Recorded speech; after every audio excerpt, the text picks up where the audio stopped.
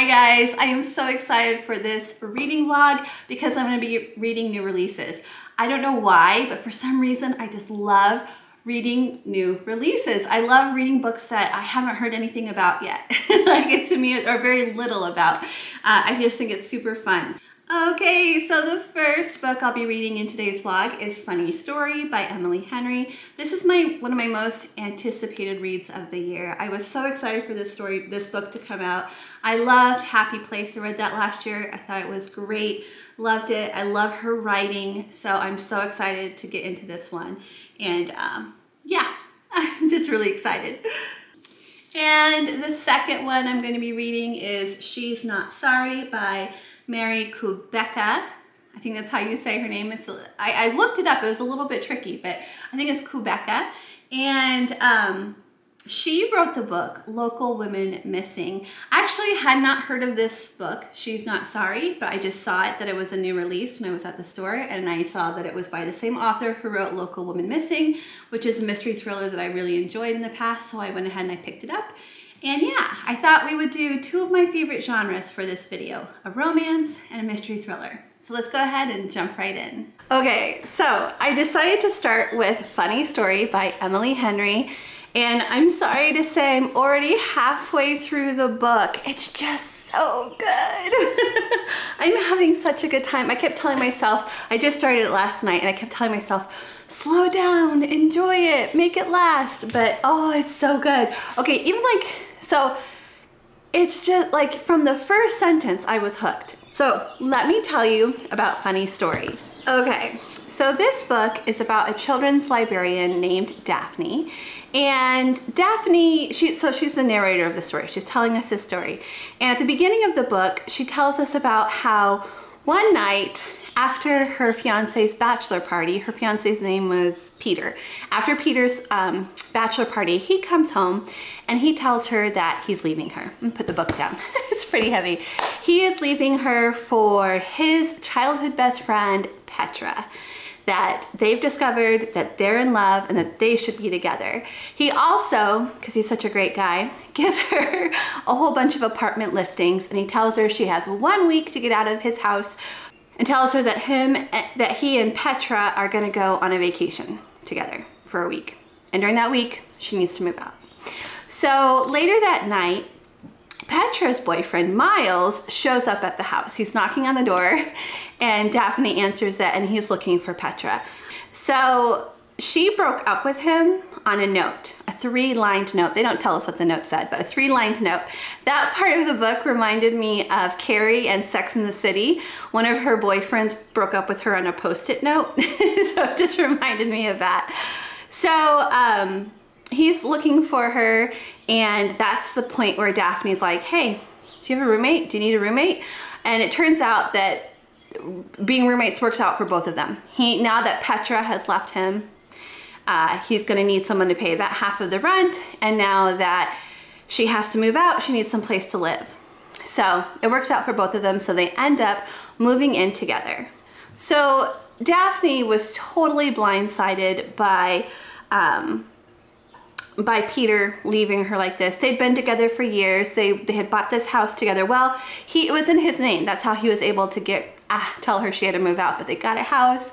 She moved to this small town in Michigan for his job, and now she's kind of stuck there until she can get another children's librarian job. And she's looking in other states. So she's applying, she's currently looking, and she wants to move, but she can't move until she gets another job. So she's kind of stuck there in the meantime. So now Daphne and Miles are living together, and they don't interact a whole lot. Like, they're polite to each other, but they aren't making any effort to get to know each other or anything like that, but they're polite. One night when Daphne gets home from work, Miles shows her a wedding invitation. He received a wedding invitation to Peter and Petra's wedding because they're gonna get married, all of a sudden. And like 1 month. And Daphne's just like, whoa, I was with him for years before we got engaged, and it's just a very different situation. And they're both pretty upset. Daphne and Miles are both pretty upset. So they decide to go out drinking together. And they have a really good time, but they get pretty drunk. And when they get home, they decide to RSVP for the wedding.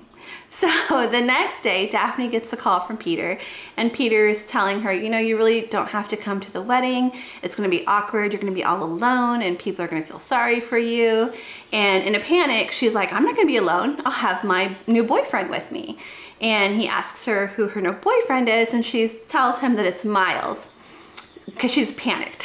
So she's like, don't feel sorry for me, you know. She's panicked and pissed, and she just, yeah, so she comes up with this lie. And Peter thinks it's pretty funny. He doesn't think very highly of Miles, and he says to her, well, you know, the wedding's a whole month away, you know, I highly doubt that you guys will still be dating at that point. And that just pisses her off. So she goes to tell Miles, hey, or admit to Miles, hey, just so you know, I told Peter we were dating. And Miles thought it was really funny. And he tells her, you know, if you want me to pretend to date you, I'm totally fine with doing that. So Miles is just a really good guy.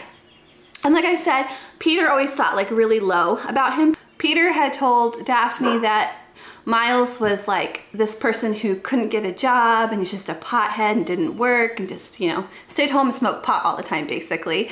And it turns out that's not true. He actually works at a winery. I mean, he does smoke pot, but he works at a winery, and he's actually really good at his job, and he's really a really nice guy too. So Daphne and Miles, well, Miles decides, because Daphne is new to the area and she hasn't really had a chance to like go out, make friends, and see what the town has to offer, that every Sunday that's the same day that they're both off of work, that she's off from the library and he's off from the winery. So they decide every Sunday that they're gonna get together and go and explore the town and all the stuff around the town and all the little, like, cute little things that make this town so wonderful. So during this time, during these interactions, these like dates, she learns that like everyone in town knows him, everyone in town loves him, he's just such a great guy, everyone likes him, and she is starting to fall for him as well.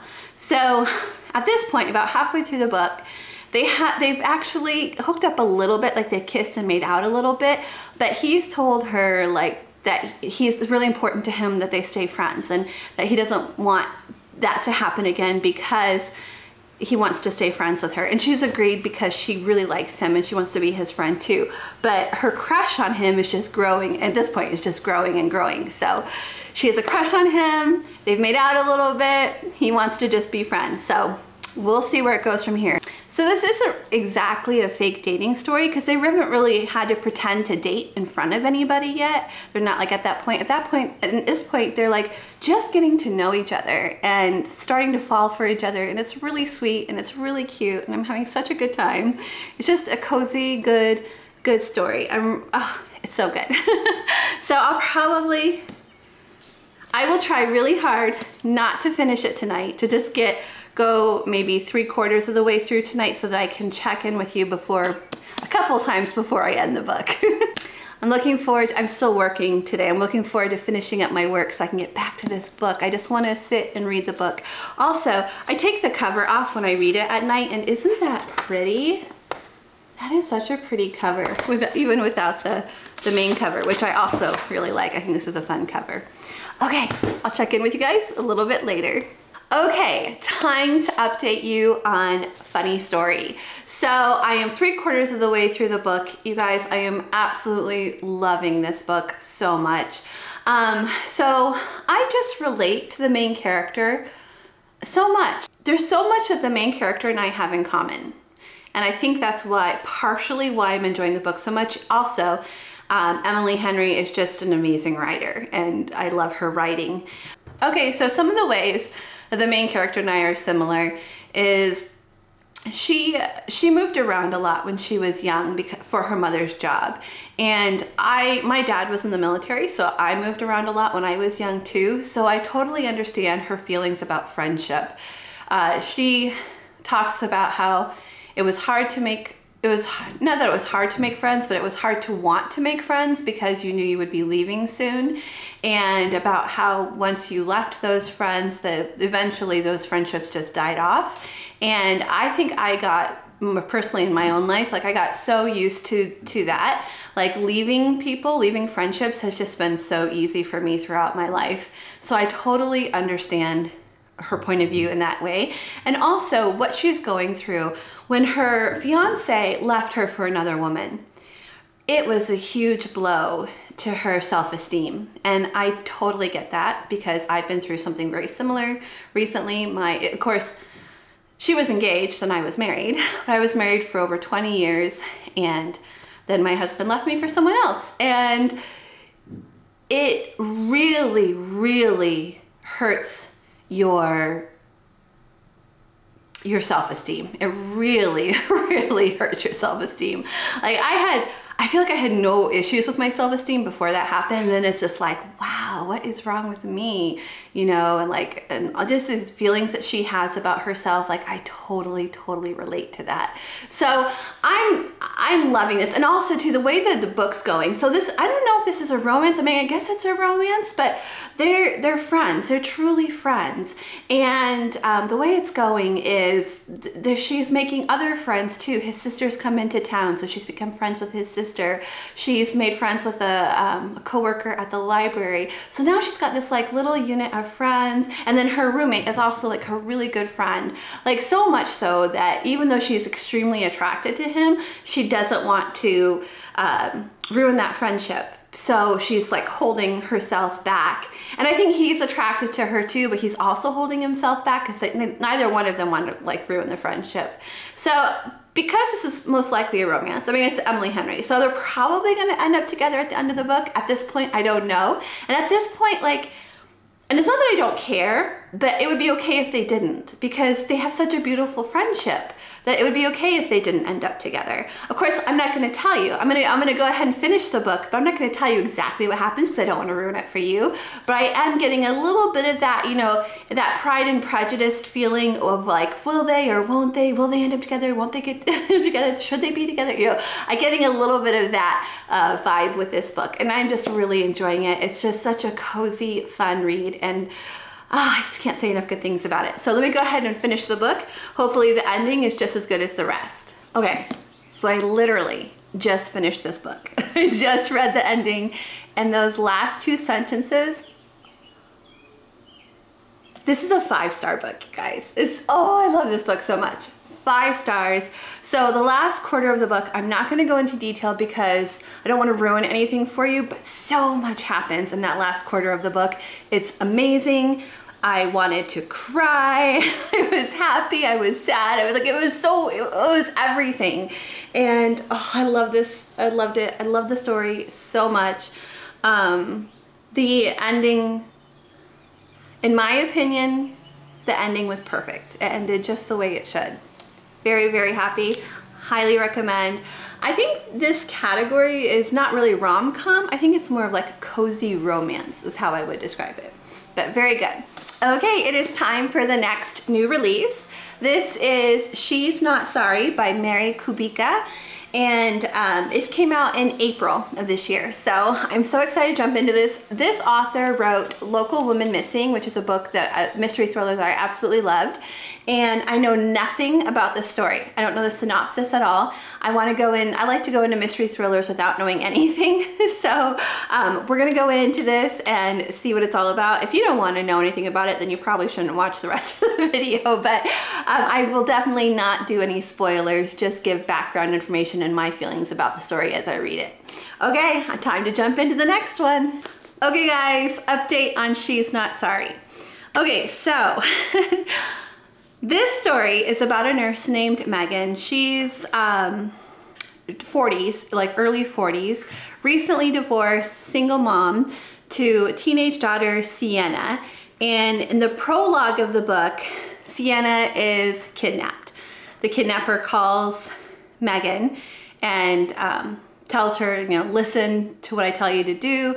And Megan can hear Sienna screaming in the background, so she knows that this kidnapper, at first she thinks the kidnapper is just somebody who found Sienna's phone, and then she realizes not only does he have Sienna's phone, he also has Sienna. So that's what happens in the prologue. So we know at some point in the book, her daughter is going to get kidnapped, and there's 2 parts to this book, and I'm halfway through part 1 at this point.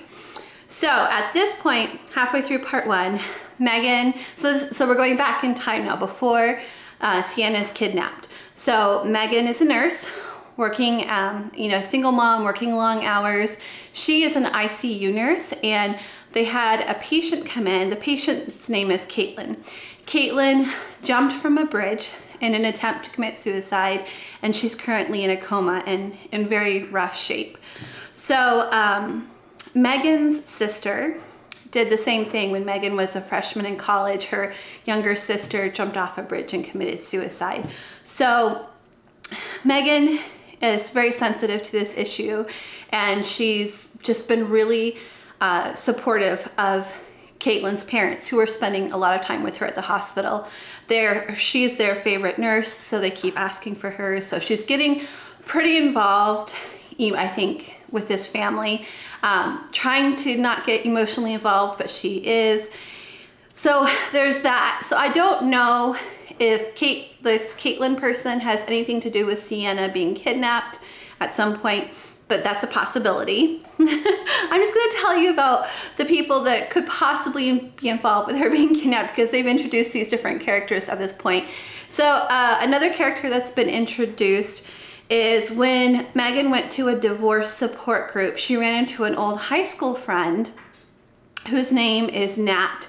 And I'm gonna put the book down. And Nat, this is her first time at the divorce group, so Megan kind of takes her under her wing and helps her out. And she notices some like weird bruising on her neck. Like she's wearing like a turtleneck, but she could see some like bruising above the turtleneck. And then they decide to get together for, I think, like a meal. They go to a restaurant, and just to get like catch up, because they haven't seen each other since high school. And Nat's just like a nervous wreck. She's, you know, newly divorced, but she's also just seems like a nervous wreck. And she ends up leaving early before they even eat dinner from the restaurant. She says that her friend is sick and she forgot she's supposed to go take her soup or something.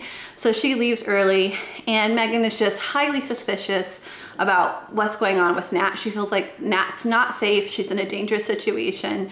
So Nat calls her a couple days after that, and they meet up, and Nat's face is just a mess. Bruising on the face, busted lip. It's okay. My Marky, he's over here. He's been playing outside, but he's barking at people, so I made him come inside, and now he's crying because he wants to go back outside and play some more. But you gotta stay with me, okay? Okay, so I'll keep petting him. Maybe that will keep him happy. So she's obviously something's wrong, and it turns out that her ex-husband is doing this to her.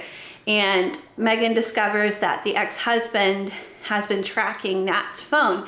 So Megan turns that app off on the phone. Nat didn't know that he was tracking her. And Megan's walking home, and this guy starts to follow her, and she's really nervous because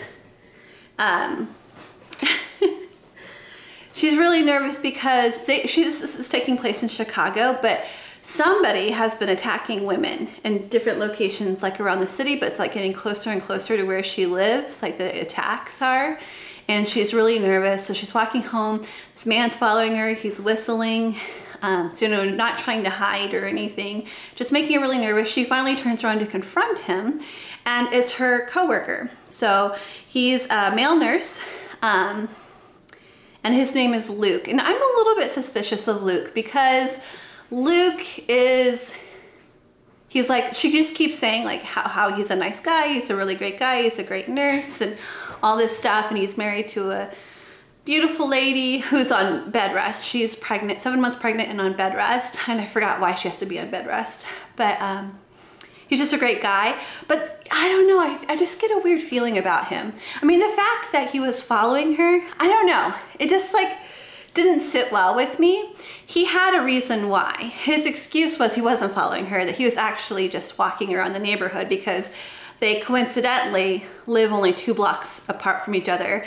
He had had an argument with his wife, and he was out cooling off, walking around cooling off. So that was his excuse, but I still feel, I don't know. I still feel like he could be suspicious too.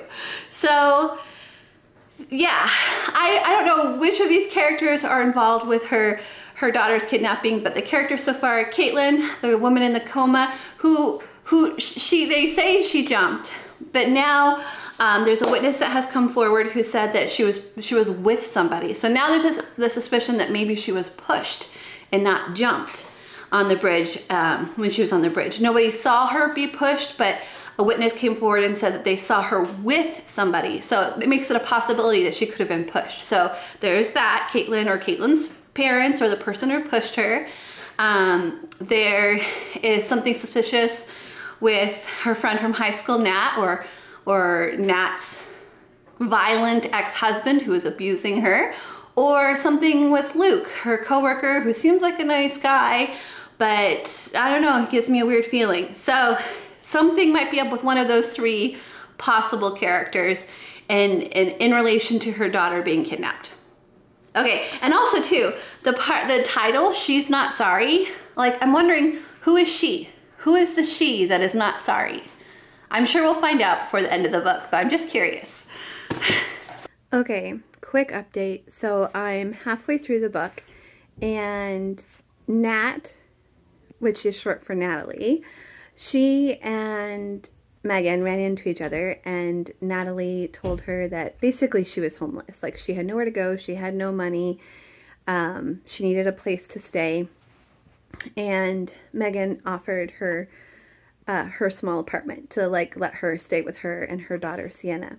And one night, Natalie or Nat and Megan are drinking wine and talking about things, and talking about their divorces, their regrets, things like that. And Megan confesses a big thing. There's a big confession to Natalie, which I'm not going to tell you because I don't want to spoil anything for you, but that is interesting. There is something interesting that has happened. She confesses about something, her biggest regret from her past. And I don't know if that has anything to do with the story or not. I'm not sure. Also, I'm a little bit suspicious of Nat, even though like she has bruises on her face and her neck, and she seems, I don't know, I'm a little bit suspicious. I just feel like I don't know. I think I'm just being suspicious of everybody. I am. Actually, I'm suspicious of every single character in the book, except for Megan, so far.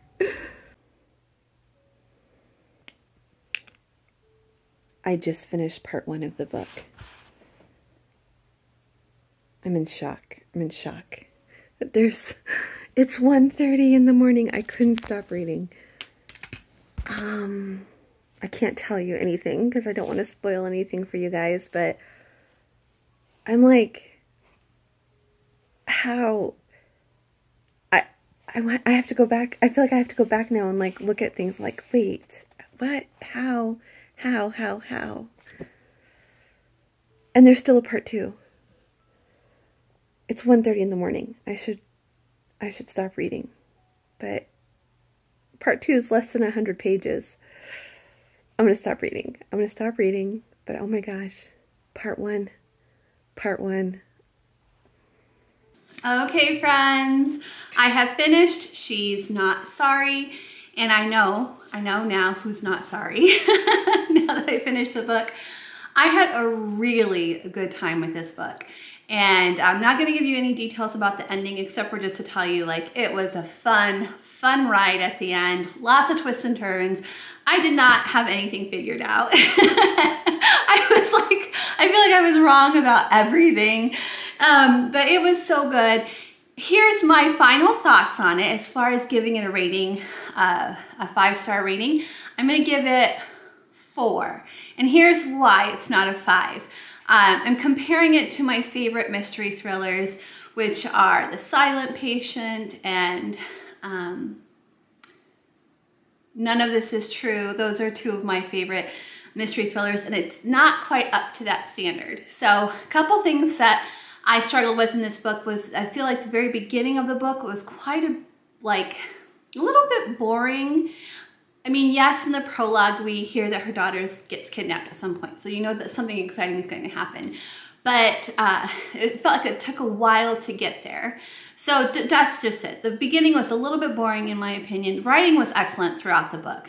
And then the second thing is there's a very very thorough explanation of something that's very disturbing.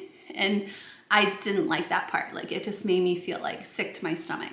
So that's the only reason why it's not a 5. Still such a good time. Would highly recommend it if you're just looking for a good time, a good mystery thriller. Highly recommend it. So I would say this reading vlog was a huge success. I loved both of these books. I have a 5-star and a 4-star. For me, a 4-star is really good, you guys, just so you know. Thank you guys so much for watching. If you enjoyed this video, will you please give it a thumbs up? And I hope you'll join me again for another reading vlog some point in the future. Bye.